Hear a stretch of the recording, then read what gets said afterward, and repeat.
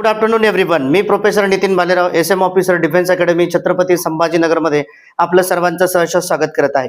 विद्यार्थी मित्रांनो, तुम्ही जर आपल्या चॅनलवरती नवीन असाल तर आपल्या चॅनलला सबस्क्राईब करायला विसरायचं नाही आहे, जेणेकरून एसपीआय त्याच्यानंतर जीएसपीआय बद्दल नवीन नवीन अपडेट जे आहेत ते सगळ्यात अगोदर तुमच्यापर्यंत पोहोचतील.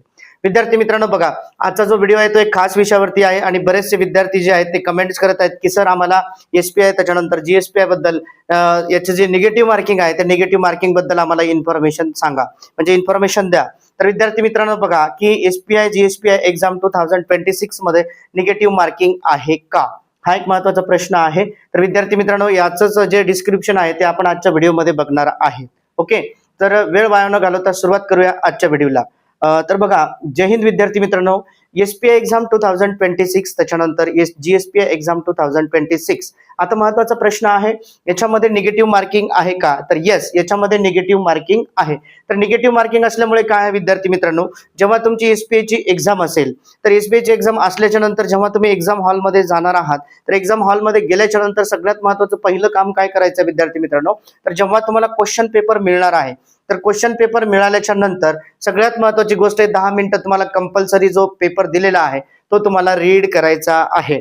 आता रीड कशासाठी करायचा आहे, कशासाठी तो रीड करायचा आहे की आपल्याला आपले लेवल कळून येईल की आपल्याला त्याच्यामध्ये किती पर्सेंट 100% कॉन्फिडन्सने किती क्वेश्चन्स आपल्याला त्याच्यातले जमणार आहेत, किती प्रश्न आपण त्याच्यामधले सॉल्व्ह करू शकतो. याच्यासाठी तुम्हाला 10 मिनिटं कंपल्सरी त्या ठिकाणी रीडिंग करायचं आहे. आणि त्याच्यानंतर विद्यार्थी मित्रांनो बघा, याच्यामध्ये निगेटिव्ह मार्किंग असल्यामुळे काय आहे, तुम्हाला जेवढे क्वेश्चन्स पॉसिबल होतात की 100% याचं उत्तर हेच आहे तेवढे क्वेश्चन्स तुम्हाला अटेंड करायचे आहेत सगळ्यात अगोदर. त्याच्यानंतर नेक्स्ट कंडिशन काय आहे की जे तुम्हाला प्रश्न जमत नाहीत परंतु त्याची पॉसिबिलिटी आहे की 50% हे येतं की 50% ते येतं, तरच तुम्हाला ते ट्राय करायचं आहे. परंतु याच्यामध्ये अंदाजी उत्तर देणं टाळायचं आहे. जर तुम्ही याचं अंदाजी उत्तर दिलं तर आपला जो मेन स्कोर आहे त्याच्यामधून निगेटिव्ह मार्किंग मधून तुमचा स्कोर हा कमी होण्याची दाट शक्यता असते.